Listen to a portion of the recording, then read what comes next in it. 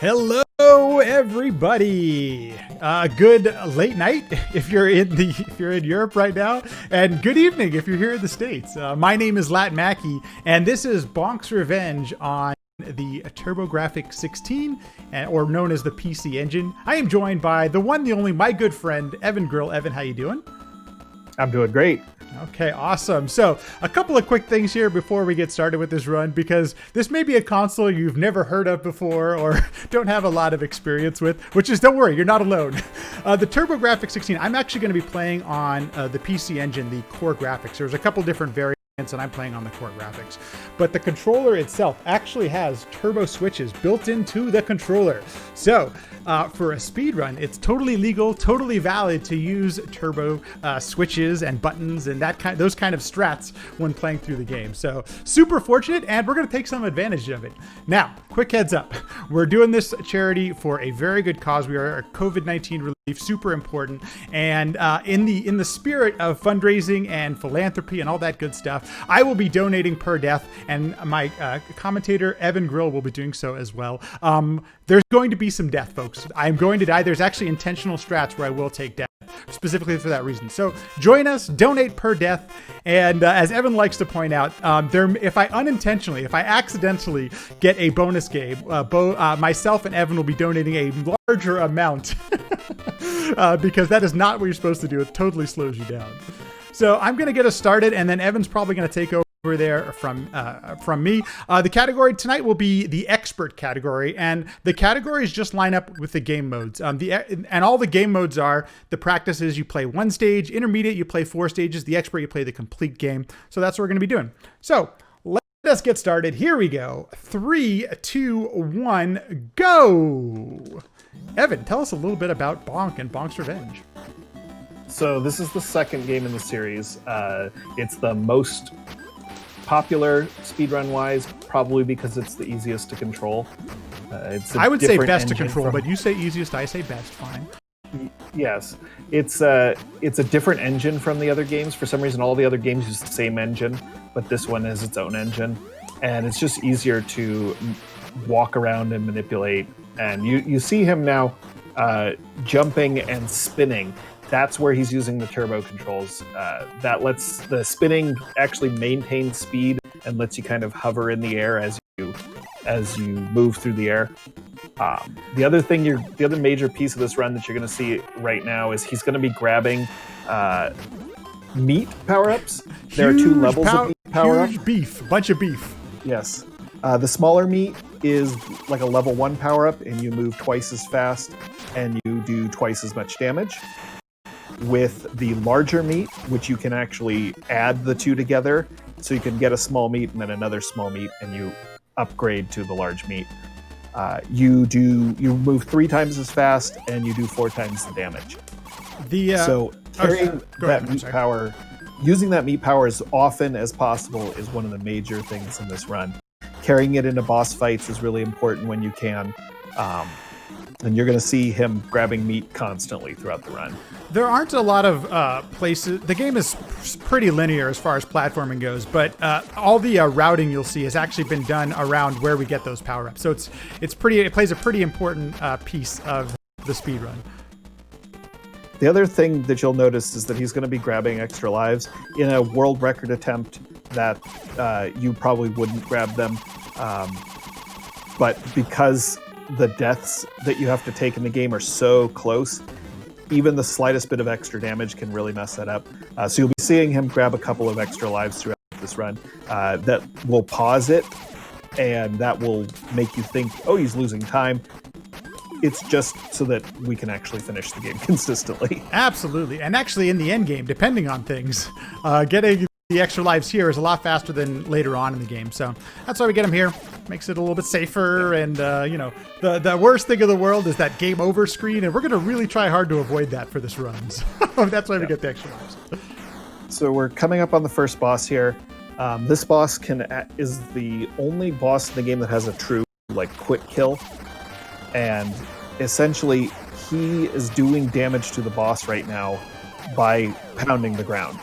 So as soon as the boss comes out on screen, he'll be able to hit it and kill it, and that's what you saw right there. Drat!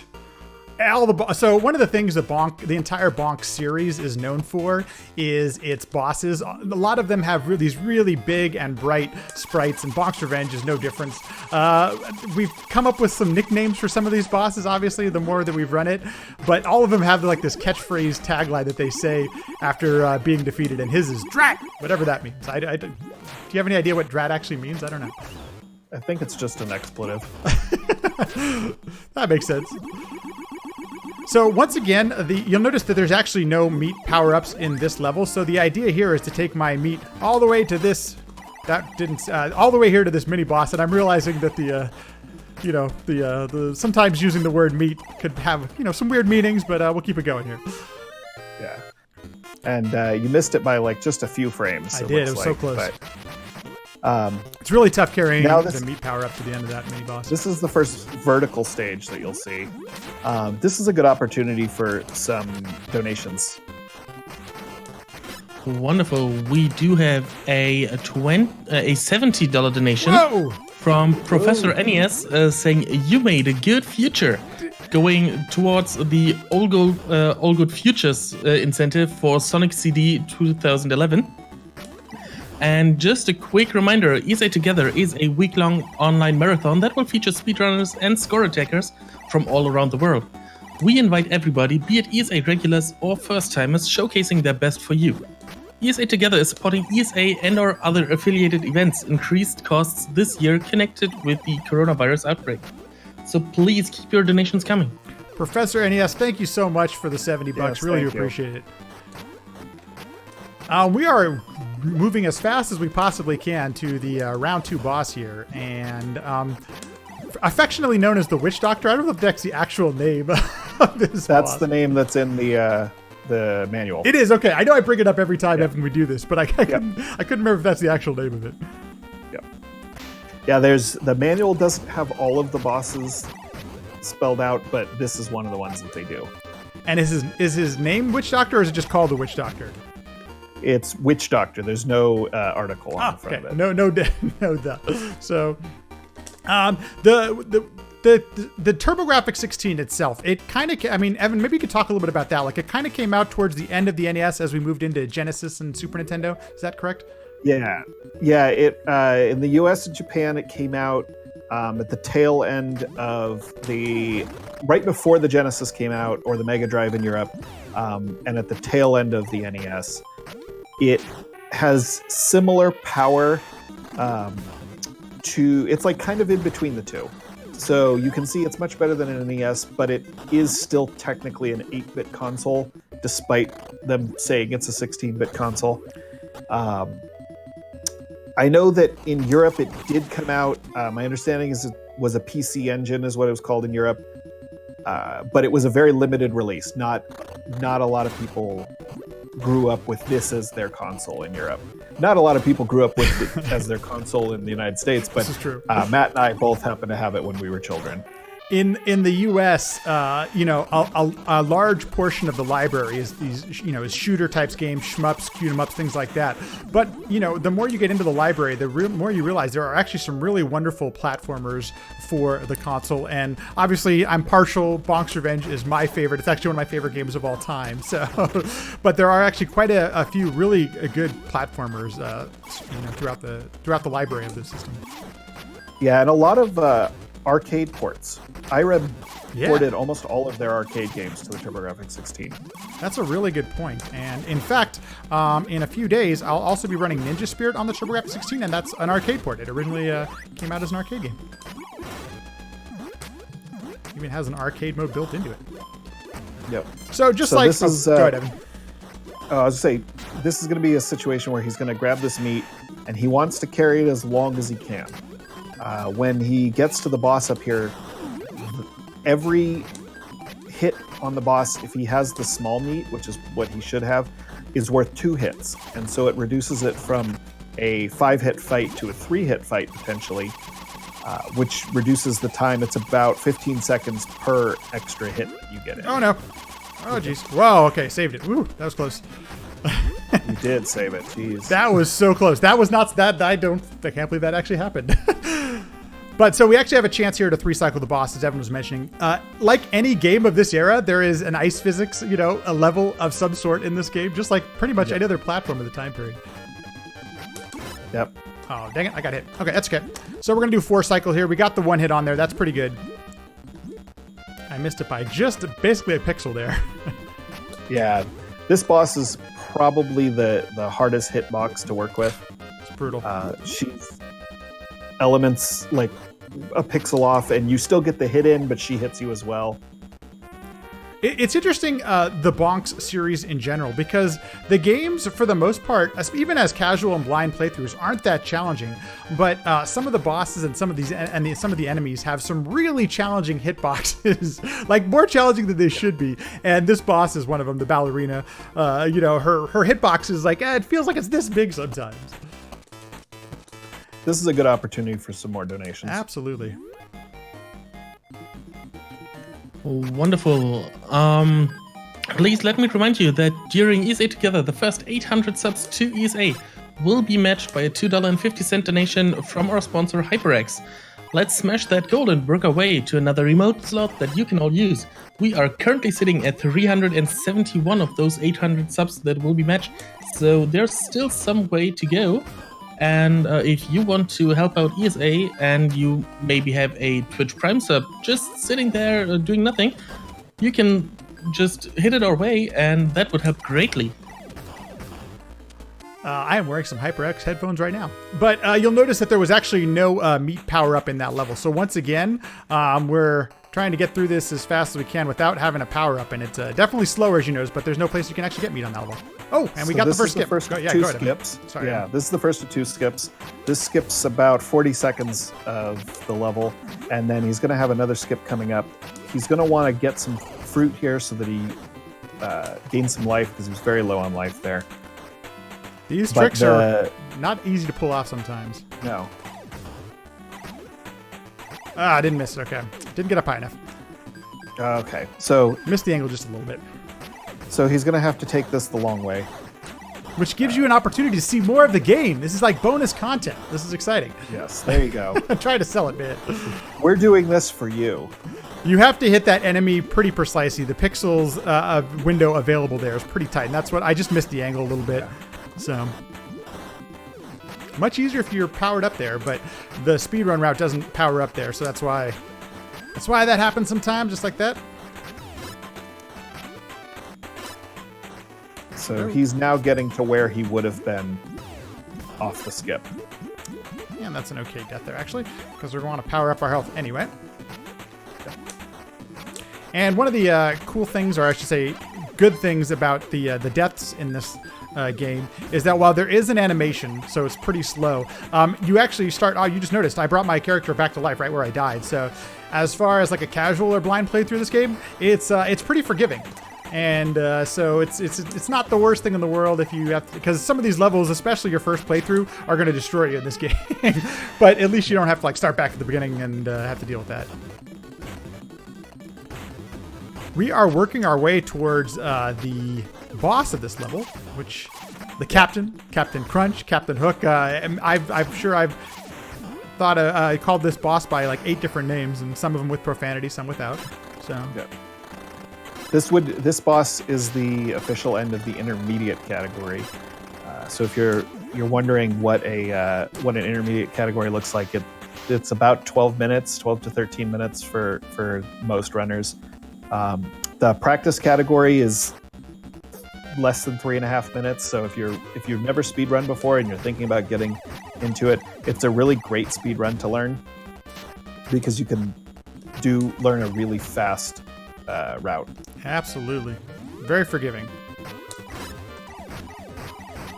So you'll notice that sometimes I spin and sometimes I'm just doing a direct bonk. As Evan mentioned earlier, I keep the turbo on the entire time on my button. So sometimes I'm tapping and sometimes I'm fully pressing. So if you see a mistake like where I over rotate or I land on my head on the ground, that's because I haven't differentiated between the tap and the full press. And if you were to pick up, this game's actually available on the Wii Virtual Console and some other places.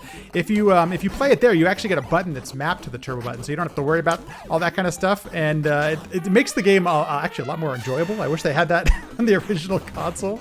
I would much more prefer that. But so that's what some of the speedrun has been actually learning and figuring out the best ways to approach the gameplay. And at some point we'll have to make you a controller that just has separate buttons. I would love it. Oh my gosh.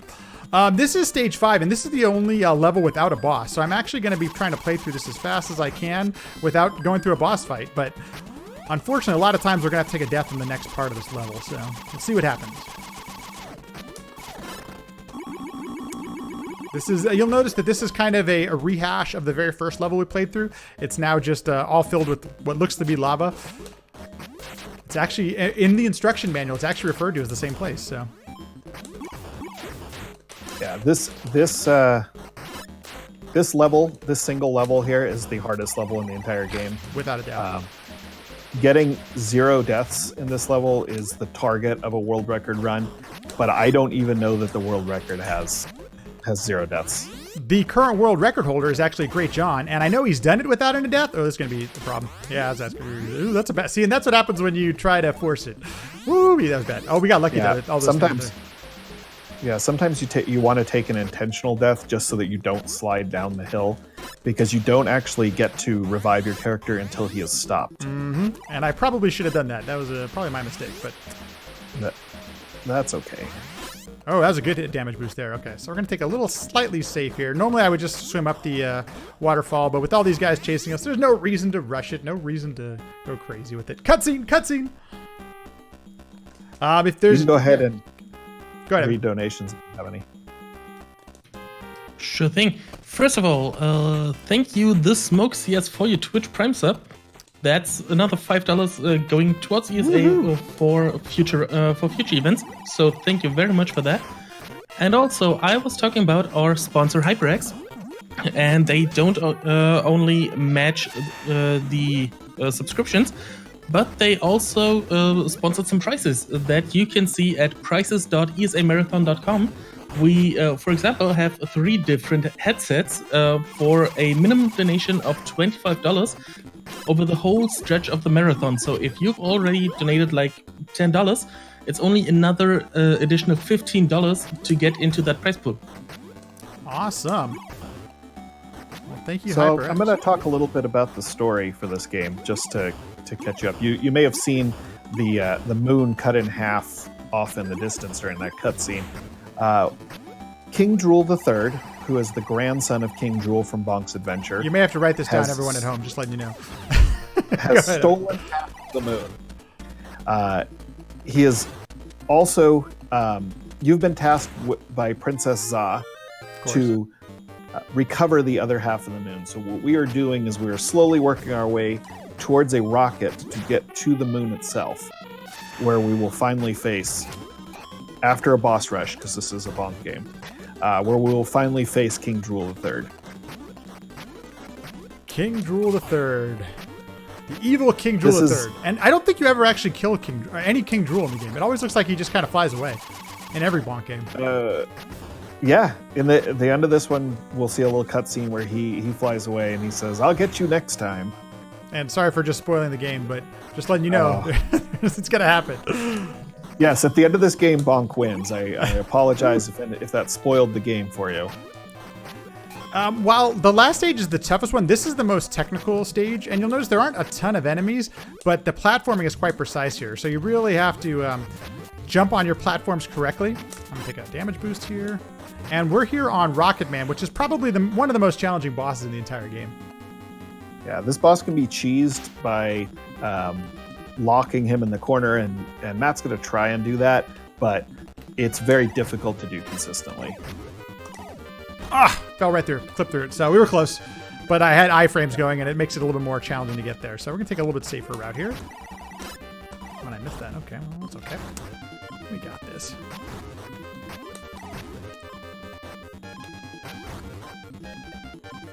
And as Evan alluded to, just like in basically every Bonk game, there's going to be a boss rush, and we will see the Rocket Man again. And there is a cheese strat for him there as well, but...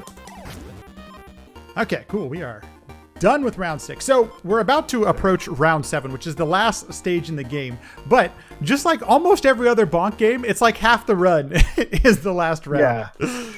We're going to be going. This last round is about 12 minutes of the run. It really is. So get comfortable. If you're drinking some coffee, now it's time to have a sip.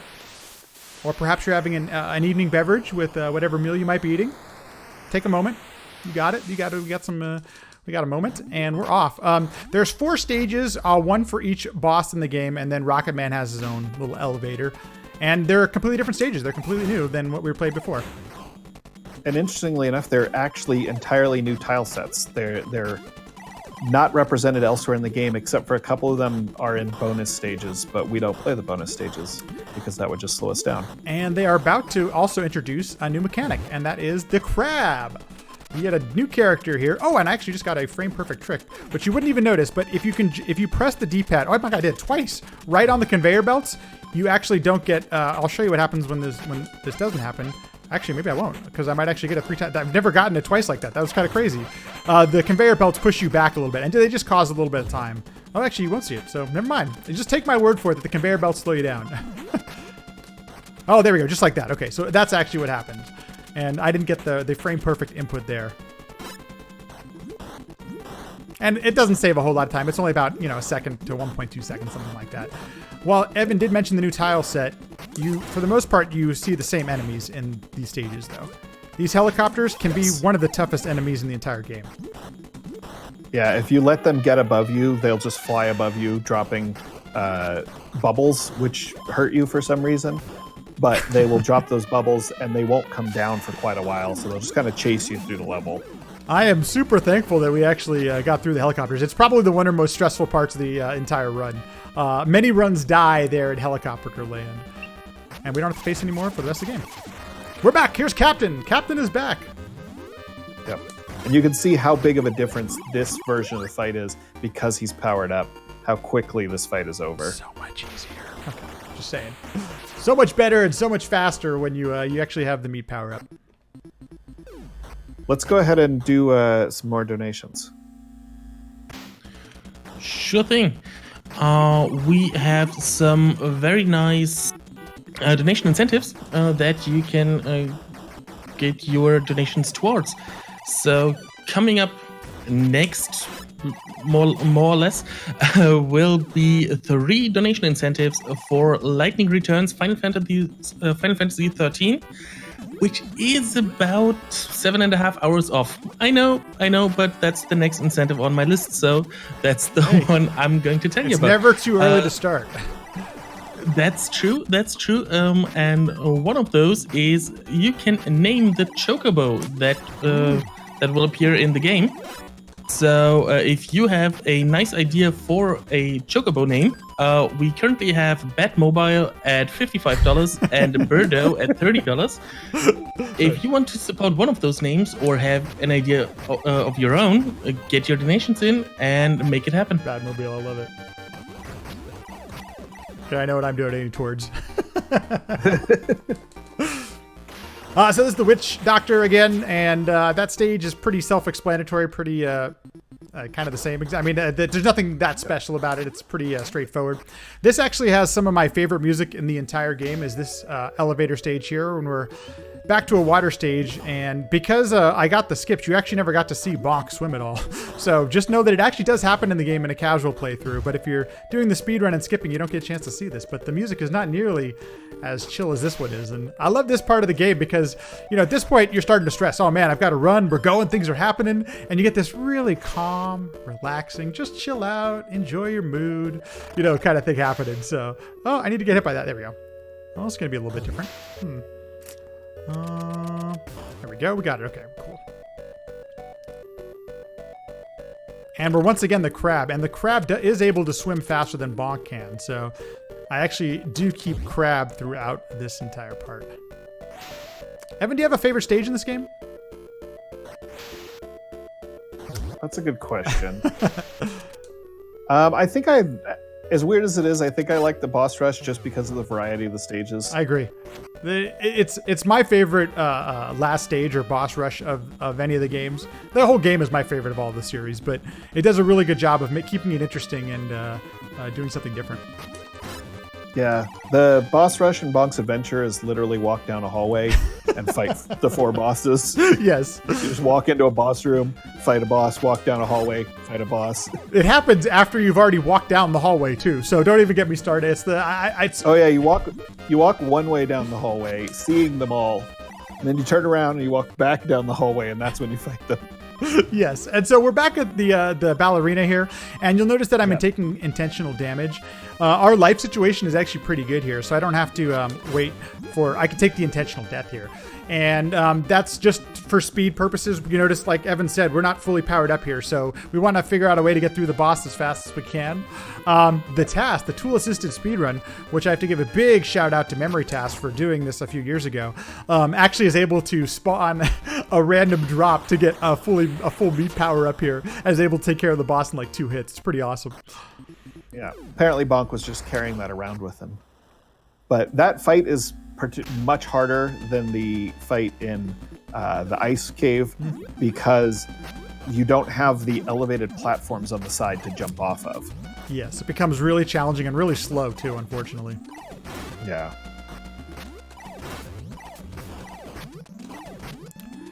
And this is... Go ahead, Evan. I'm sorry. I would say there's no real benefit to doing these tunnels or these rooms in any specific order. It's just the order that we've always done it in. I haven't seen any speedrunners come through and do it in a different order, but... The one slight difference is that the only place that we know of that you can get extra lives without having to farm for RNG is the first elevator. So many of us, especially as you're learning the game, you go in that first elevator on the top left because you can get some extra lives and not have to kill your run and stuff like that. Yeah.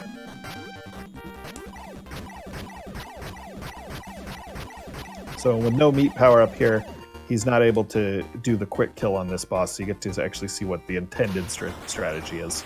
And that's the way you would do it if you were playing this casually. So the turtle. Yep.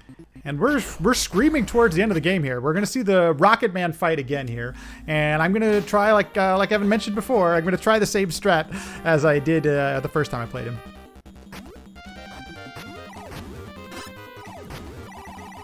So after Rocket Man, we're going to go straight into King Drool. And time for the game will be when he gets the final hit on King Drool. So we'll call it out. I wonder if I should... Let's see here. That's going to be close. Nope. Okay. If this... Yeah, okay, cool. So, yes, the Rocket Man has admitted defeat. I win! Okay, thank you. But it's not over yet, because now we have my second favorite music in the game, which is the final fight here against Drool. This is my favorite music. Yeah, it's so good, right? Yeah. And Drool is, of course, half the screen, as any good last boss fight would be. Yep. So this can be done in a single cycle, which is one trip across and then one trip back.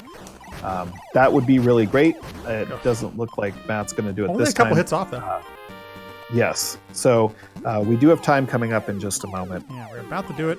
As long as I don't completely just fall apart here at the end. Yeah. In a practice run last night, Matt did it in 4 cycles. That's the embarrassing side. Time. Okay. Time.